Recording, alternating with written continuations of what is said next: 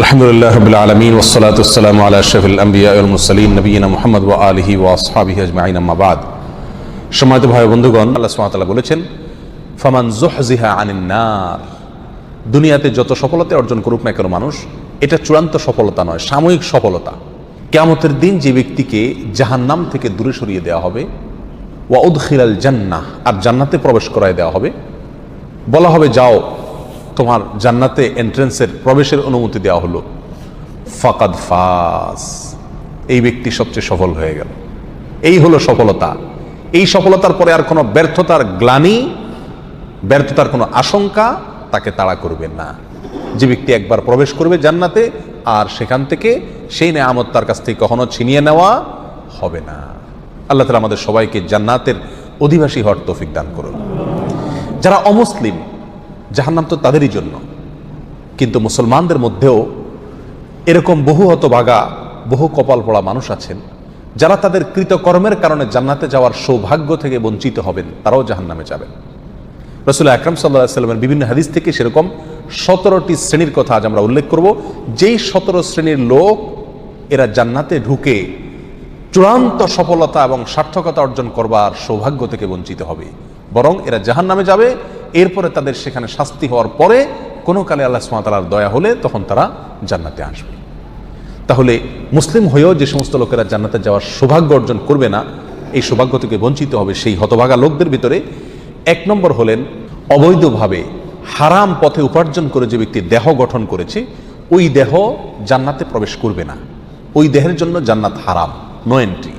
সে যতই ভালো কাজ করুক না কেন, তার দেহ যদি হারাম খাদ্য দিয়ে তৈরি হয়, তাহলে সেই দেহ জান্নাতে প্রবেশ করবে না।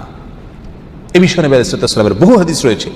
নাম্বার 2, আত্মীয়তার সম্পর্ক ছিন্নকারী ব্যক্তি, যেই কোনো অজুহাতেই হোক না কেন, নিজের ভাইয়ের সাথে, নিজের বোনের সাথে, মায়ের সাথে, বাবার সাথে, ফুফুর সাথে, চাচার সাথে, মামুর সাথে, খালার সাথে, চাচাতো ভাই বোনের সাথে, ফুফুর সাথে সংশ্লিষ্ট যারা আছে তাদের সাথে, এক কথায় রক্ত সম্পর্কীয় যত আত্মীয় আছে তাদের সাথে, এবং কি শ্বশুরবাড়ির লোকজন আছে, কোনো যুক্তিসঙ্গত কারণ ছাড়া তাদের সাথে আপনি সম্পর্ক ছিন্ন করলেন।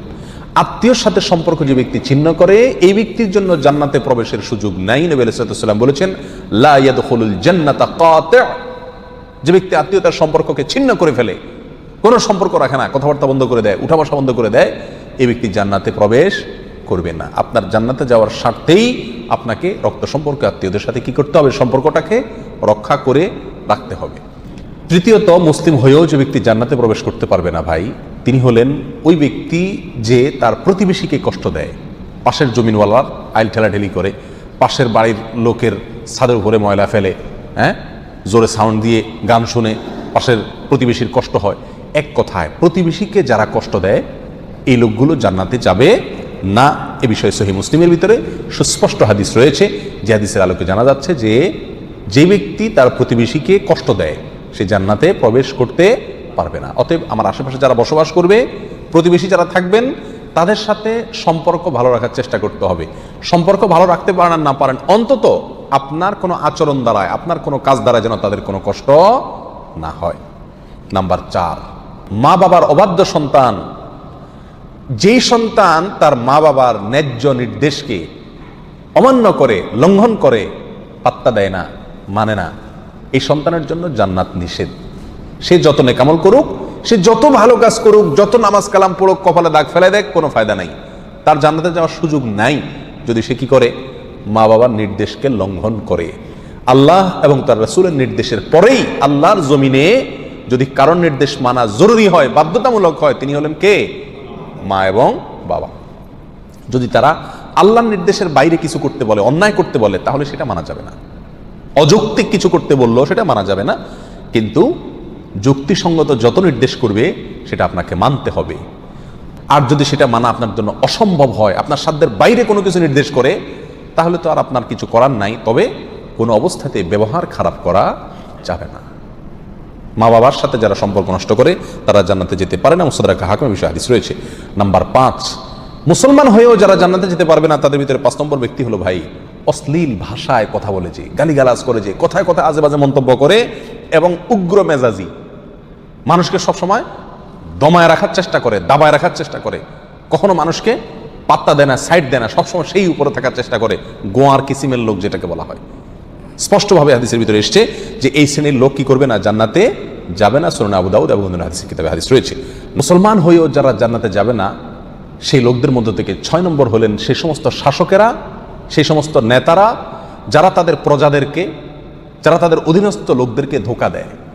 আজ দুনিয়ার কয়জন শাসক এর থেকে বাঁচতে পারবে সেটা আল্লাহ ভালো জানেন। বলেন একটা, করেন আরেকটা, নির্বাচনের আগে ওয়াদা করেন একটা, ধোঁকা দেন, পরে আর সেটা পালন করেন না। তো সে সমস্ত শাসকেরা যারা তাদের প্রজাদেরকে, অধীনস্থদেরকে ধোঁকা দেয়, তারাও জান্নাতে প্রবেশ করতে পারবে না। এই বিষয়ে সহিহ বুখারীতে হাদিস রয়েছে। 7 নম্বর, মুসলমান হয়েও যে ব্যক্তি জান্নাতে যাবে না সে হলো অন্যের সম্পদ যে আত্মসাৎ করে। প্রথম শ্রেণীটা ছিল যে হারাম মাল ভক্ষণকারী, সেটা আল্লাহর হক নষ্ট করে হতে পারে। আর এই 7 নম্বর পয়েন্টটা হলো যে কোনো মানুষের হক আপনি নষ্ট করে টাকা কামাই করলেন, যেভাবেই হোক, সেটা ধোঁকা দিয়ে হোক, প্রতারণা করা হোক, হাওলাত নিয়ে আটকায় দিয়ে হোক, চান্সে চুরি করে হোক, অথবা চিটারি করে হোক, যেই কোনোভাবে অন্যের সম্পদ যদি আত্মসাৎ করেন গায়ের জোরে বা বুদ্ধির জোরে আর করে সেটা আপনি দখল করে ফেলেন, তো মনে রাখবেন এই ব্যক্তির জন্য জান্নাতে যাওয়ার কোনো সুযোগ নাই। নাম্বার 8, উপকার করেও যে ব্যক্তি খোঁটা দেয়, কাউকে উপকার করছে, করে কি করে, খোঁটা দেয়, এই ব্যক্তি জান্নাতে যাবে না। মদ পানকারী ব্যক্তির কথাও আছে হাদিসে সুনান নাসাইর, যে উপকার করে কাউকে খোঁটা দিলেন, উপকার করছেন, জীবনে কোনোদিন বলতে পারবেন আমি তোমার জন্য করছি, তাহলে আল্লাহর কাছ থেকে কিন্তু বিনিময় পাবেনই না, উপরন্ত শাস্তি হিসাবে জান্নাতেও আপনার প্রবেশের সুযোগ থাকবে না। সাবধান, কারোর জন্য কিছু করেছেন জীবনে, মুখের বাহির সেটা কোনোদিন করা যাবে না। আর যদি করছেন তাহলে এই উপকার করার চাইতে না করা আপনার জন্য ভালো ছিল, কারণ না করলে আপনি কোনো গুনাহগার হতেন না, কিন্তু করার কারণে, করে খোঁটা দেওয়ার কারণে আপনি জাহান্নামী হচ্ছেন, গুনাহ করছেন। আল্লাহ তাআলা আমাদেরকে হেফাজত করুন। নাম্বার 9, চগলখোর ব্যক্তি। ভাই, চগলখোর যে ব্যক্তি এর কথা ওর কাছে লাগায়, ওর কথা এর কাছে লাগায়, সবার কাছে ভালো থাকার চেষ্টা করে, মুনাফিক কিসিমের লোক। এরা সমাজের সমস্ত ঝগড়া ফাসাদ লাগানোর ক্ষেত্রে মূল ভূমিকা রাখে। আল্লাহ মাফ করুন, এই চরিত্র আমাদের অনেকের ভেতরেই কম বেশ আছে। এই চগলখোর লোক জান্নাতে প্রবেশ করবে না, সহিহ মুসলিম হাদিসে রয়েছে। নাম্বার 10, অন্যের পিতাকে যে নিজের পিতা বলে পরিচয় দেয়। অনেক পালক পুত্র আছে নিজের জন্মদাতা বাবাকে বাবা হিসাবে পরিচয় দেয় না, যে লালন পালন করে তাকে বাবা হিসাবে পরিচয় দেয়।